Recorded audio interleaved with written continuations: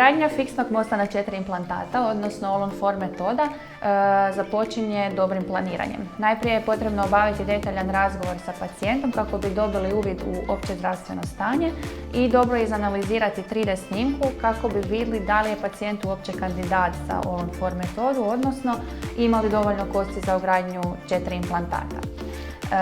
Ukoliko je pacijent kandidat za All-on-4 metodu, prvo je potrebno napraviti neke predradnje, odnosno potrebno je sanirati sva upalna stanja ukoliko ona postoji u čeljusti i izvaditi nefunkcionalne zube i tek tada nam je čeljust spremna za ugradnju implantata. Nakon ugradnje 4 implantata slijedi faza oporavka koja nam traje 4 do 6 mjeseci. To je faza u kojoj se događa sraštanje implantata sa kosti. U tom periodu pacijent nije bez zubi, nego radimo neko privremeno rješenje, bilo da je to mobilna proteza ili privremeni fiksni most na 4 implantata. Nakon 4 do 6 mjeseci radimo otisak ili radimo sken za izradu fiksnog mosta na 4 implantata koji može biti metal keramički ili cirkonski.